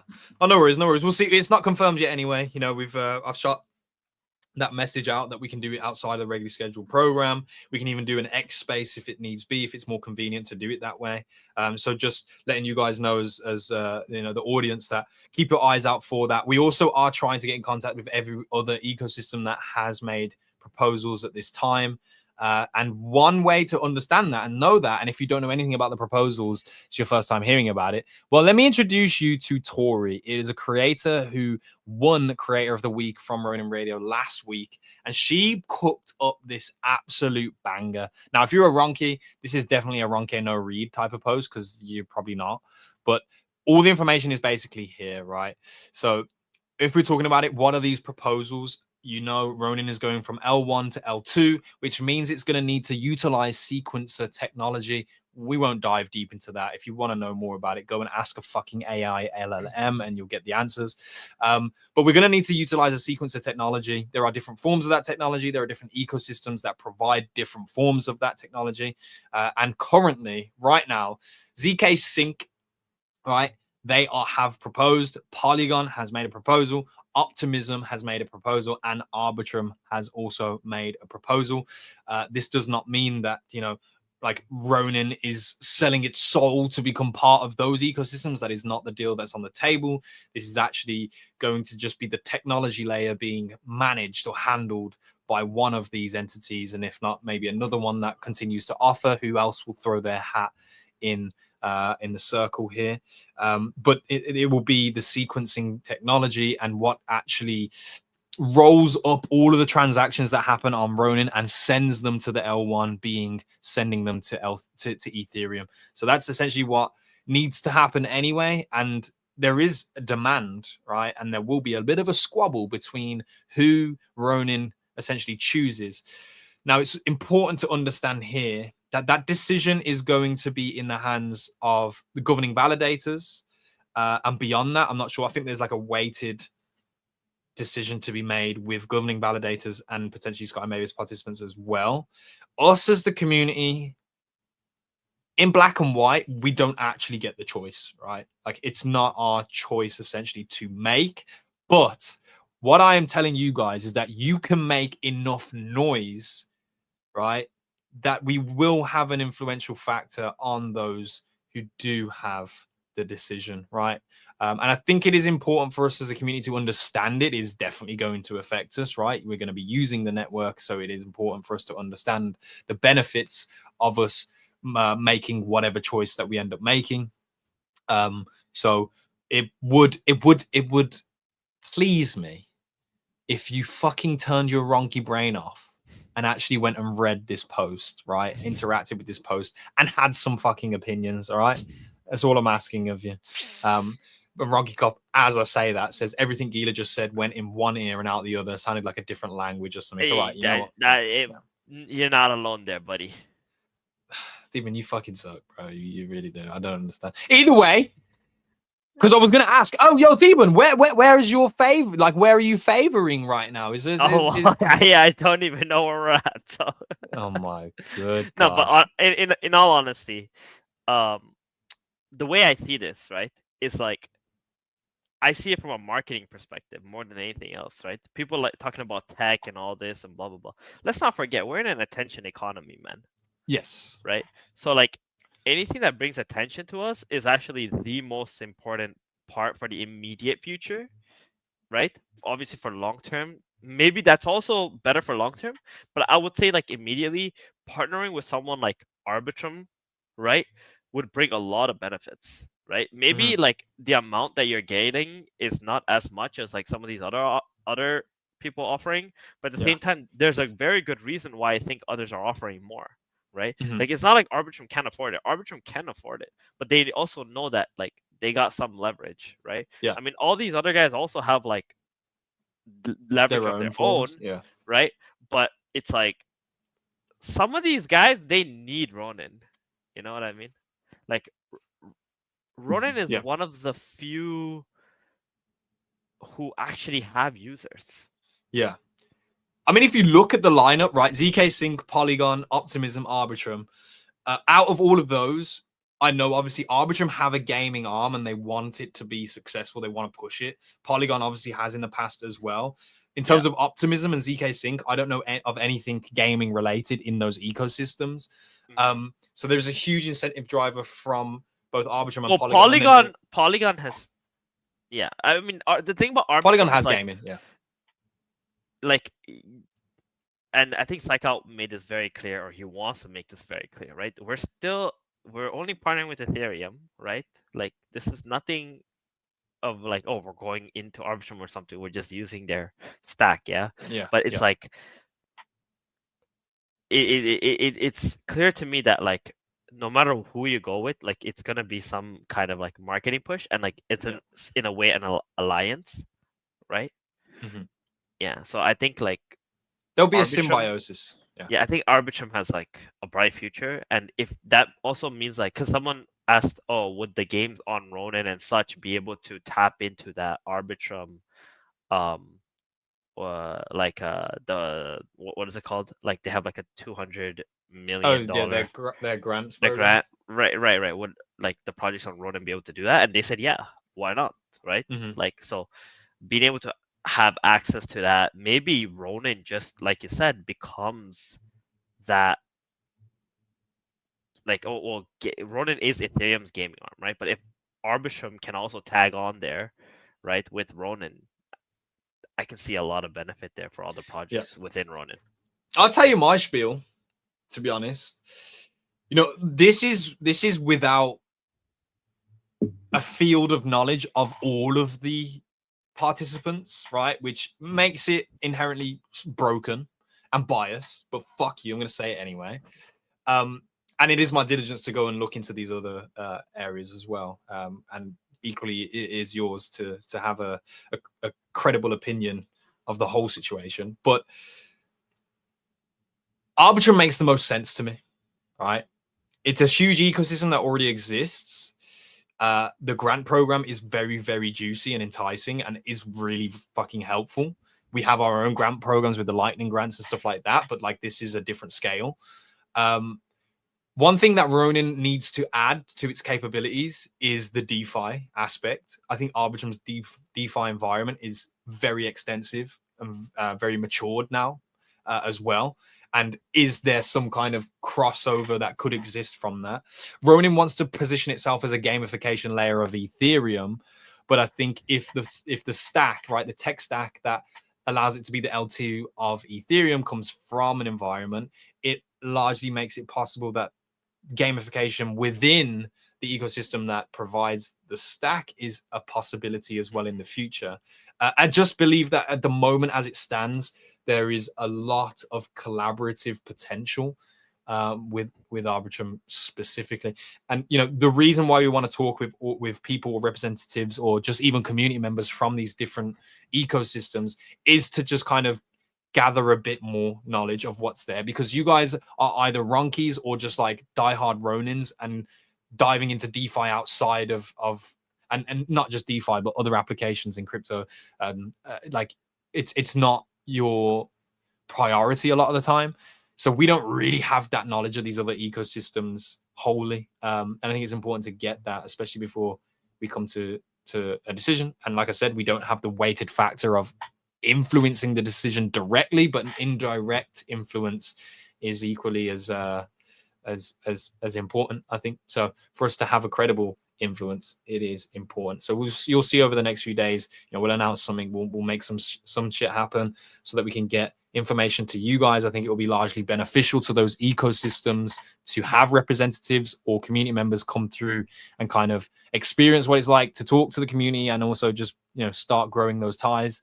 So we'll do what we can to make it happen. But in the meantime, go and copy and paste this into fucking an LLM and just ask for bullet points or something. Just do something. Have some kind of understanding. All right. So thank you. Yeah, that's my TED talk. I got like one other topic that's like there's potential juice here. And then the others are actually just about games in the Ronin ecosystem and them launching on platforms like Steam and Epic Games. I don't know if you want to talk, bro. Will you ever get back into Wild Forest? No, it's on Epic Games now, right? I know it is, but they changed the way, like they made levels from like 40 to 60. And like my problem is the last time I played, I was playing like 20 hours a day, like for the season, and I messed up my finger since then. So I'm still recovering. Yeah. My index is injured. Yeah, I swear, like every time I open that game now, I feel the trauma in my finger. You know what I mean? Like it just like comes back. I was like, oh fuck, like I don't know if I can do that again, because I go hard, man. Whenever I play a game, I go hard. Like I don't just. Can you play on the PC? Yeah, but that's the thing. It doesn't have hotkeys, right? So you're like using only your mouse clicks, right? You're like clicking everywhere, and me, like my APM is going crazy, and like playing multiple games, like it's just frustrating. So yeah, but anyway, but it's a good game. Like I'm not like it's a good game. It's a good game. It needs some way to like kind of balance the NFT aspect, probably, if it really wants to have that mass adoption or anything. But they are positioning themselves in a great position, to be honest. On Epic Game Store is dope. It made me think today, like, I might play again, because the last time I played this game was 2024, bro. Like dead ass. So would I pick this game up again? Like even do you want to do a stream where you coach me? I'll take that as enough. Listen, I try to coach you in Ayyy.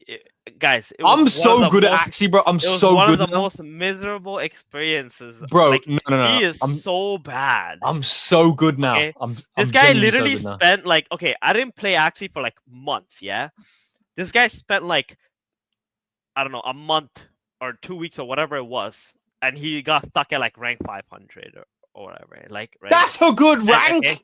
And then we push him to like top 200.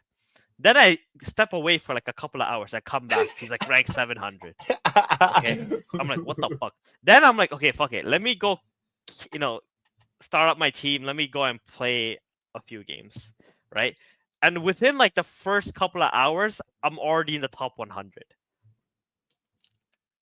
Look, Like, I mean, he's like, what the fuck? How did you like? I swear to you, I'm not even kidding you, right? I'm like, I just started playing, and he's like, oh yeah, cool, man. It's gonna take you a couple days to get up to this rank. You know, that's literally what he wrote me. Okay, within hours, I'm already top 100. okay, look, we don't all have 9-inch cocks, all right? It is what it is, okay?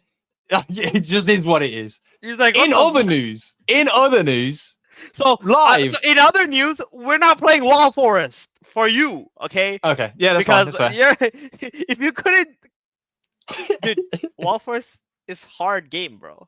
It's a tough game. Bro, you said that like a Ronky. You went, Wall Forest is hard game. Yeah, That was hard cool. game. Anyway, in other news, Calamity is now on Steam. This game has been catching wind. A lot of people have been playing it. I'm actually going to give a shout out here to Mark of the Zeal. I don't know why this is of no benefit to me, really, but just the fact that I fuck with Cairo and I know that they have some opportunities for you guys. If you want to play, you don't have exposure to the NFTs, there's a route in which you can play with an NFT through Mark of the Zeal. So that is a non-paid shill. And there you go. But shout out to Calamity. They've launched. It's on Steam. If you add this to your wish list, it's going to do that whole Steam thing where, you know, people who play games similar to you might get suggested this. I think that's good for the growth and the eyes on Ronin. So shout out to the Calamity team for making this happen. And honestly, I'd have played this game on stream before. It is actually it's a fun game, a fun dungeon crawler, but you know, if you watch me play it on stream, you're probably like, oh my god, this guy has never played these types of games before, which would be in some ways true. I think my only dungeon crawling game is probably fucking Pokemon Mystery Dungeon, so that should tell you about my skill capabilities. But yeah, congratulations to Calamity for launching this. It is live now. Go and add it to your wish lists on Steam, and let's spread the Ronin presence in the Steam realm, bro. That's actually going to be an important thing. So go ahead. And if you're playing Calamity, let us know in the comments, bro. Are you enjoying yourself? What's it like? X, Y, motherfucking Z. I really struggle with games with graphics like that. I don't know why. Like, I just can't. Maybe it's because of all my years of playing Dota, right? Like Dota 2. Because it's 3D. And I mean, stuff. look at Dota 2's graphics. Fucking beautiful, right? For like for 14 years now, right? That's crazy. Holy shit. It's been 14 years since Dota 2 came out. Wow. Yeah. That's a long time, bro. I played at TI1 14 years ago. The first ever $1 million tournament in the history of esports. Everybody in chat, now you have been exposed to Demon's potential age. You can start calling him Granddad. Grandpa Theben, Grandpa 1437. There we go. There's two more pieces of news. Avoya Games win Game of the Year, Pocket Gamer, Mobile Game of the Year at Gamescom. Oh wow. Which is big, bro. It is big. It's something That's I've never heard of before, but it is big nonetheless. So congratulations to Voya Games and best use of blockchain in a mobile game. That's what they won for, right? Yes, best use of blockchain. I thought it was a Web 2 award. Okay, so it's actually a Web 3 award. All right. But that's kind of cool though. That like at Gamescom, they're recognizing blockchain. So yeah, that is actually, you know, Gamescom is where TI1 happened. So 14 years ago. Oh really? Yep, in the international one, Gamescom Cologne. That's in Germany, right? I've been to Gamescom once in my I was probably like 14, 13 years old. Wait. You want to see our team back then? Hold on. Oh, please, give us something. Wait. Also, the coins is in the trending tokens for the last 24 hours. Oh my god, look at this. Holy shit, I found something. There's a picture. Oh my goodness, look at this. I'm ready. I'm gonna DM it to you. Here, look at this. Oh god. Oh, let's go. Let's go. Wait, here you go, guys. Let me put this on the screen for you. Shout out to a young bull, Demon. Wait, why is it in the mix? Well, I mean, that's. Just, there we go. Yeah. Just so is what it is. The one on the left is Fear. Then this is Theban. Come with me. Then PyCat. Universe. And I mean, yeah, we're actually missing one guy there, Lacoste, Why is bro carrying the keyboard? It's kind of because like a weapon. we just finished our game and he didn't have a bag. Oh. Oh, You're you had to like bring plugging, your keyboards and stuff everywhere? of course, because you want to use your own gear, yeah. Actually, Yeah, this was my first ever LAN tournament. I was a retard. I didn't bring any keyboard or mouse. I thought like we had to use what they provide, right? So Yeah. I'm playing my first ever LAN. I'm handicapped because I'm using somebody else's like keyboard and mouse, like some fucking like I don't know, Microsoft 2000 gear or some shit. I don't even know, And I'm like, oh fuck me, like. No, that probably made you, like, in the opinion of others, a better player because it was like, damn, this guy didn't even bring his gear and he's still cooking. So, Dude, it was scuffed, man. shout There's out so to many the things I devs. would do differently if I was able to go back in time. That's for sure. I Yeah. was just fucking around, man. Like I was just a kid who was like, I wasn't even taking it seriously. You know what I mean? Because so that time our captain Fear, like he didn't even tell us it was $1 million tournament when we were practicing for it. He's like, oh, we have a tournament we gotta go to. It's like it's a lot of money. We should play really hard. He never fucking Yeah. told us how much it was or what it was. So I wasn't even like I was practicing, but dude, if I knew, I would have been on that grind like crazy. You know what I mean? How did it end up? Because I don't know what it looked like. Oh, we finished top 8 at the event. It was pretty scuffed event because it's like imagine because it was like super like alpha game, It was like their first like showcasing of the game, but it was like really high quality. Fuck man, it's 2011 Dota 2 still has better quality than every single Web3 game we got. You know what I mean? Like Yeah. Still way better quality. I'll tell you that much. Yeah. Well, hey, just tell him, bro, do better. Tell him do better. The last thing I thought was quite interesting, actually. We've been asked to buy this team. It's a community Ronin built product. You guys will know it as Planet Horse. For some reason, their NFT has been in the trending circulation for the last few weeks. So something's going Planet on Horse. there. Yeah. No, there's a real strong community over there. Yeah. Those guys are good, man. Those guys But are actually cooks. This came to my attention last night. I was atted in the thread. This comes from Ziam Ryder. Shout out to Ziantes. There's a situation going on. There's a situation at hand, ladies and gentlemen. So Ziantes shares this story about how he was looking and gathering, Planet Horse KPIs to share with Ronin and Jiho specifically for the Lightning grant on Ronin so that they could get, a payout. So he created a Dune dashboard, which we can open up and go into. But whilst he was doing that, he decided to investigate suspicious activity and reported it to meme.yay, which I don't know what meme.yay actually are. Are these the developers of Planet Horse? Are they Wait, who are you talking about? I'm talking about meme. This is a guy, right, from Planet Horse community. Yeah. Right. Well, he's the dev from Planet Horse, right? So he was creating Dune dashboards to present KPIs to share with Ronin to get a Lightning grant. While he was doing that, he started to investigate suspicious activity and reported it to meme.yay, which is a separate project, right? Okay. Itself. And this was on August 7th, so almost like 2 weeks ago. Okay. There was no action taken, right? He has the full investigation here as well. We can go into that. It's a Dune dashboard. Either way, he said Planet Horse's game has the Force or P-Horse token contract has a pause feature that is standard by Open Zeppelin contract library. I decided to create a blockchain watcher to pause the token trading because the investigation scared me. All right. He didn't hear back from meme.yay. I guess that's meant to be .yay. Today, my watcher was triggered. 26 million P-Horse tokens were moved with no resolution yet from meme.yay. Trading remains halted as we weigh our next steps. And then he was calling on the Ronin community to help Planet.Horse and hopefully meme.yay figure out what is going on. I was added in it, so that's where my attention was brought to it. And now I'm trying to really understand what is the connection between Planet Horse and meme.yay. and like what is actually happening here. People have responded. Rohan, shout out to Rohan, said, I believe you guys should be aware of this, and added founders.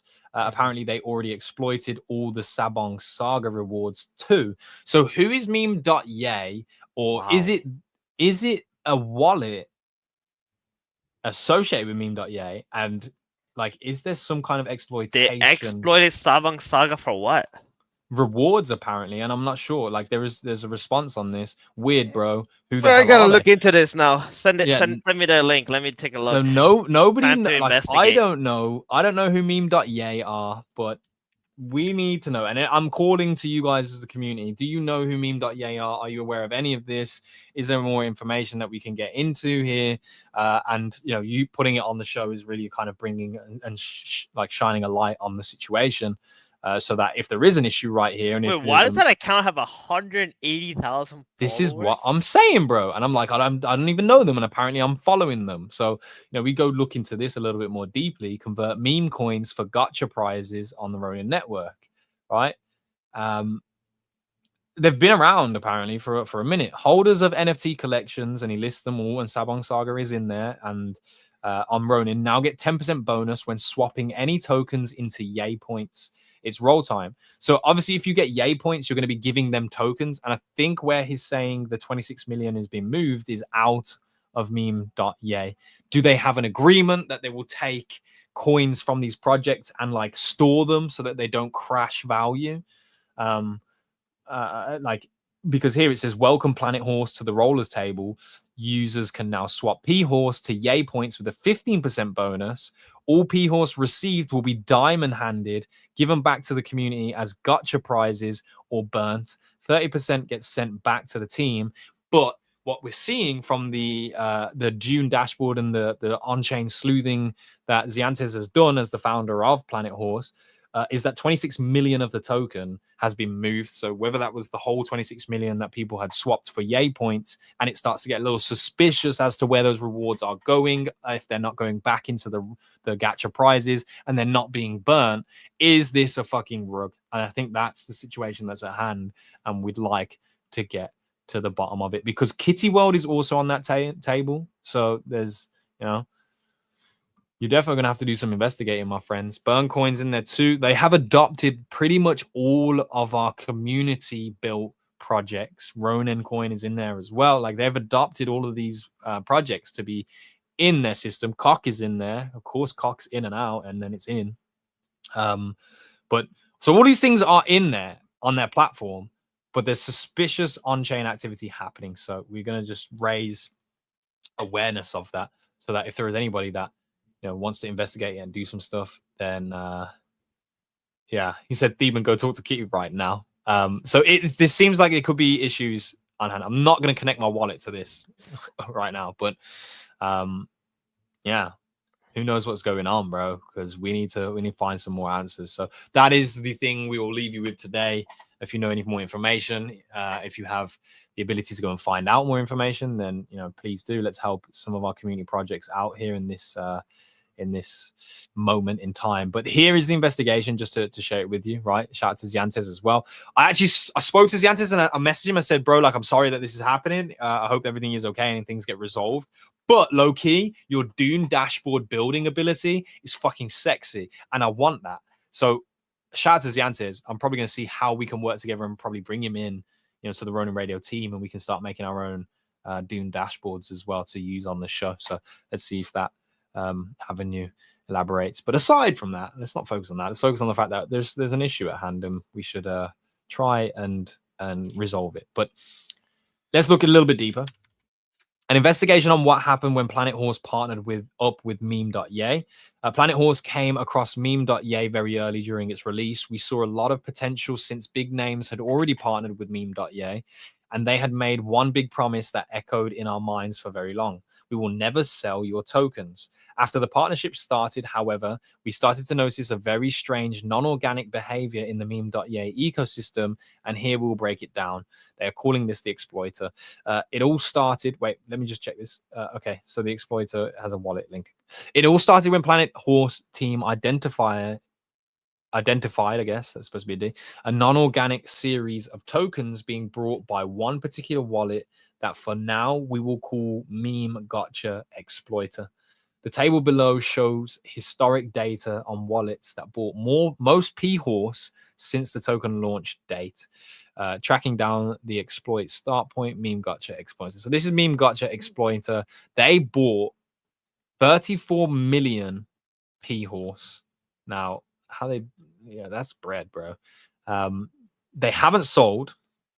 They have not sold yet, but they hold 34 million now. I don't know the token supply amounts. I don't know how much that is in percentage of the entire supply, but it is what it is. They hold a lot. Tracking down where the exploiter sent their token, this exploiter did not sell any P-Horse, but rather the wallet would scatter P-Horse to a series of different wallets that here we are going to call counterparties. So, yeah, I mean, this is like the setup, right, to fuck some shit up. But they've sent their P-Horse out, scatter. There it is, tallying up to the total amount that they purchased up here at 34 million, split between 13 million, 11 million, 9 million. That actually doesn't add up, but either way, it is what it is. So there's a bunch of wallets that are just scattered P-Horse at the moment. Oh no, they did all this. It's like in millions, like 1 million, 1 million, 1 million, 1, 1, 1, 1, 1, 1, 1, 1, 1. Okay. In transactions, first seen, last seen. That's what I'm saying, bro. You put in the data on the line, but they've scattered it. They've scattered it. They've scattered it. Follow the money. Naturally, we wanted to trace where all those tokens were being sent. We already knew that a large portion was going to meme.yay, but we still needed to see how deep the rabbit hole really went. So we broke down all the meme.yay counterparties. Here's a breakdown of all meme.yay counterparties that transferred P-Horse at least once. So all those wallets are collected here. The pattern here isn't hard to spot, but we wanted to back it up with numbers. So we, 1, listed all exploiter counterparties that sent or received P-Horse. 2, listed all meme.yay counterparties that sent or received P-Horse. 3, overlapped those two sets to find out what percentage of users were actually wallets that had received funds from the exploiter. As you can see in the breakdown below, nearly 88% of all players, in quotations, who sent P-Horse to meme.yay were wallets that had previously received scattered P-Horse from the exploiter. So this, ladies and gentlemen, is let's make a medium that looks so fun and literally says yay. And then let's take the tokens that we get and scatter them to some phony fake accounts, then use those phony fake accounts and disguise them as users of our platform to spend those tokens back into our wallet that we now legitimately have acquired because they're just users. They just wanted to spin to win. And now we dump the shit out of it, make a fuck ton of money, and fuck you to everybody else. That's what it looks like, Ronky terms, okay? That's what it looks like. 88% of those wallets that are spending or transferring P-Horse into meme.yay on the external side came from the exploiter that Ziantes was able to identify early on. So that is pretty fucking scary, ladies and gentlemen. The Ronky, the I don't know what the fuck that says. Ronkening? The Ronkening? The Ronkening. Oh, like the happening. The Ronkening. I'm with you. There's also one blatant detail that's a dead giveaway. These wallets belong to the same person group / bot / your man. If you're not familiar with how meme.yay works, here's a quick breakdown. They partner with a project offering their platform so the players can exchange their project's tokens for yay points. Users can then exchange yay points for gotcha rolls to win Ron and NFTs, allegedly. Lol, lol, lol. 3, if you own Ronky NFT, you get bonus yay points when swapping a token. And that's exactly what the counterparties of exploiters did. In this case, however, they all shared the same Ronky. Ronky 3181. Yo, let me find him on the motherfucking Who wrote all those things on the Dune dash? Who wrote This that? is Ziantes, bro. This is the founder of Project of Planet Horse. So this is what I'm saying. I fuck with Planet Horse now because the founder is diligent, bro. He's diligent and he's ready to grind. I'm also trying to find out who this is. It's go. definitely an old account that was part of like Axie days. Oh, really? I'm wondering how. Yeah. It is. Like, I'm wondering if it's an account of an old Axie team member Bro, and it got hacked or sold. This is the criminal. What? This is the criminal. I'm making a tweet. Who owns it? Is this Ronke a criminal? Check this shit out. Then I'm gonna go here. I'm gonna go to the top. I'm gonna copy the link. I'm gonna go back here. Welcome to the life of Gila. And then we put the photo in. And let me put the link in.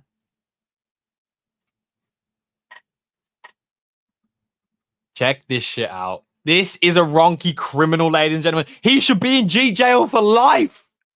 For life. I'll never see the light of day. He's not the criminal. He's being exploited. Wait, what? It's such a fitting Ronky. I know. Please save Ronky 3181 inside job. Oh my god. This is madness. Either way, shout out to Ziantis for putting this together. That's exactly what the counterparties of the exploiter did in this case. However, they all shared the same Ronky. All related transactions can be seen here. Below is a breakdown of how many times the exploiter counterparty swapped this one poor blue monkey. This Ronky is not a criminal. He is a victim of Ronky trafficking. Yo, this Twitter account was owned by an ex Oh, drop the source person. Fuck off. No. Yeah. The Yeah, rabbit yeah. hole deepens. I think so. I'm not 100% sure, but I think 70%, 80%. I think it could be. Because I'm looking at some of these old stuff and it's like people are talking to them like they are. So I'm trying to figure out who it could be. Oh, like their old posts and replies and stuff like that? Yes. Oh, God. Because I'm like, how does this account have 160K? But it could be a hacked account. You know what I mean? Yeah, it could be botted as fuck. No, the thing is, Yeah. it could be hacked. Oh, yeah. Yeah, I see what you mean. Oh, man, it's getting juicy out here in these streets. Here's the takeaway, though. People have called me paranoid, called me out for overreacting, of course. This could be one enthusiastic meme.yay user that is really into gotcha and found out the golden formula to beat the house. I myself have warned both meme.yay team, to which they responded, oh, that's very smart. That's sus. And other partners on Ronin. But here is the final breakdown on my investigation. Here we will see how much of the meme.yay rewards are going to Exploiter and its counterparties as a percentage against how much is going to other users. Damn. Ron to Exploiter, 12%. Oh, wow. Percentage counterparties of total. Shit. I don't understand what the fuck that means. Ronky style. Takeaway part 2. This is the reason why Planet Horse is officially terminating any remaining relationship with meme.yay. Keep in mind that one of meme.yay's very first partners was Sabong Saga, and naturally, they were also the first project where the issue surfaced. We can also break down the wallets that received the majority of the cock, the sluts, rewards when meme.yay decided to distribute cock, very generous, and part of their gotcha machine rewards. So he breaks it down for cock as well.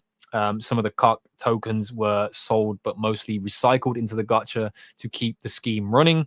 So the conclusions are, in the end, partner tokens were not being distributed to the community, but rather to one sole actor. Even after being warned about this, meme.yay showed little interest in addressing the situation. It would be fairly easy to break down how much Ron goes into the gacha machine and flows back out to the you know what exploiter. I think it was? I think this Talk used to to me. be the SLP account. Whoever ran No. that. Yeah, it was the SLP. It wasn't a team, but it was like, I think it used to be called the Smooth Love Potion account. SLP. What? Yeah. And then they transferred it to somewhere else, right? Yeah. The name, and then changed this name. Damn. Maybe. I think Damn, it was maybe son. it could be, yeah. Like I'm still looking. Yeah.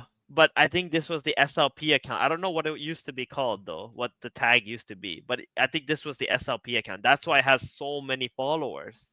Yeah. Well, that would make sense, especially during the boom. Like anyone would be following the SLP account. It's probably the first thing they heard about before they even conceptualized Axie itself. So that's interesting. I think just to address the chat here as well, I think I'm not sure. Like meme.yay could be not an innocent but an ignorant party in this, where it benefits them that this is happening anyway because of transactions and stuff like that, right? So they still they revenue, they achieve their goal as a business in some ways. That activity is happening there, so it might not be them that's doing the exploiting, but for me, allowing or being ignorant to exploitation is part and parcel holding some of the blame for that. But what I'm gathering from the investigation essentially is that there is a sole actor that is an exploiter, but the activity of it has been made aware, and for 2 weeks now, almost no action has really been taken, and no public facing deliverance of this outside of probably the Sabong Saga community has really taken place. So this is why I felt it important to cover it on the show right here at the end of the show, to just let you guys be aware of it. You may have encountered. Yeah, bro. stuff. I'm like now 90% that this is the SLP account. Yeah. The old owner was Filipino, probably sold the account. Yeah. Well, Dash Red says, all right, I'm convinced it's a bad actor, gotta be slashed on ethos. But this actually sets an important message here. Is we are an open network, right? It's gonna be really important for us to have white hat community members who are able to, sleuth in this manner and bring things to the attention. So again, shout out to Ziantes for putting this together and shining a light on it. So hopefully you guys are aware of it. If you do come across meme.yay right now, I guess just be cautious and let's see where this how this develops pretty much. So, but yeah, man, interesting stuff, bro. Drama. Fucking yeah. It is what it is. But man, thank you guys for coming through to the show. 1,300 of you guys all came through today at some point. It was big shout out to Mike Lau for coming through. Shout out to Smallverse as well. Really excited to see what those guys cook up in the next few months. And shout out to Treasure for the journey that they are on here with Ronin. We're gonna follow up on that. Bro, we'll get the AI. You want to know something funny? I literally look at this tweet I found from G-House. Look at What did he this. say? Right before the Axie crazy bull happened, look at this. What he wrote. I sent it to you in D. No shot. I want 20k followers. Is that vain? Well, G-Host, you accomplished your goals, motherfucker. Bro, I want fucking 20k followers. The fuck? I mean, I can share it here. This is what I'm looking at, guys. So you don't feel left out. You guys aren't fucking crying in the chat. Here, this is what I looked at. There you go. That's all. Yeah. I mean, if they interacted with that post. Dude, you know what's funny? It's 20k followers, right? Just a couple months later, he had 400k. That's how quick Axie blew up. Nuts. It can change, but it is not an overnight success. There is things that go into making it look like an overnight success, right? But anyway, I don't know. I'm fucking done on the philosophicals. Demon, thank you, bro. Thank you for being here. And yeah, like I said, we are going to try and get some of the proposals. Found it though. At least I figured out it's the account. The account is the SLP. Are you going to tweet out? You're going to tweet out? Tweet out what? Your findings, sir. Yeah. Okay. Oh, that was a fucking simple one. Either way, we're gonna go. You can tweet it out. You can just give me credit for it. It's fine. I'm too lazy, bro. You gotta fucking tweet it out. You go. I don't. We'll sort this out after the show. Thank you for tuning in. We are going to do our diligence and follow up the ecosystems that have made proposals so we can bring that information to you guys so you can find out more about these ecosystems and what they are proposing and their visions. That's something we're going to work on over the weekend and potentially, even maybe tomorrow, mate. Even maybe tomorrow. Yes, Trevor, I agree with that. Bullish on the horse game now because Yantes, the founder, he's cooking. And yeah, shout out to Treasure and Mike specifically for coming through and representing them. We will get the AI dev on a show at some point, and I can use my retarded brain to ask questions of a giga brain, and it might be fun, right? Other than that, guys, listen, go and enjoy your fucking weekends. I know. So we're confirmed for tomorrow? No, there's no confirmation yet. All right. Yeah, sorry to disappoint, mate, but yeah. I'm gonna go make some posts. Okay, so listen, if you see a post on the timeline today that is me, like literally directly atting an ecosystem like Polygon, like ZK Sync or whatever, if you support the fuck out of it, right, there's more chance that we get the show, right? But I'm gonna be making DMs and then posts publicly as well because that's just what we do to make that happen. So keep your eyes peeled. If you don't have post notifications on the Ronin Radio Twitter account by now, I don't know what the fuck you're doing, bro. We actually tweet gems out of that bitch every fucking day. And if you're not subscribed to the YouTube channel as well, you hate me, I guess. That's just what it is. On that note, though, I'm gonna get the fuck out of here. Thank you, Theben. Got anything else for these guys before we bounce? Not at all. I mean, I've been like locked in trying to find out who the fuck this guy is. So like, Yeah. I'm just glad I can get that out of the way now and just yeah. Thank you guys for showing up. You guys are Thank great you, lads. guys. Good lads. And yeah, last little show for the day. Here is Planet Horse. If you see the screen today, you probably should, bro, because I think in to support Ziantes and the Planet Horse team, if this shit is going down, go check it out and see what their project is about. Like I said, their NFT has been trending for a long time, so there's definitely something cooking here. Boom, bada boom, bada boom. I'll do it live, but I'm gonna probably stream later on, so keep your eyes peeled for that. All right, thanks so much. Fuck you, love you all, hate you at the same time, but love you more though. And I'll see you next time we go live, which could be tomorrow, which could be Saturday, it could be Sunday, it could be Monday, but we definitely will be live on Tuesday, ladies and gentlemen. So thank you very much. Peace.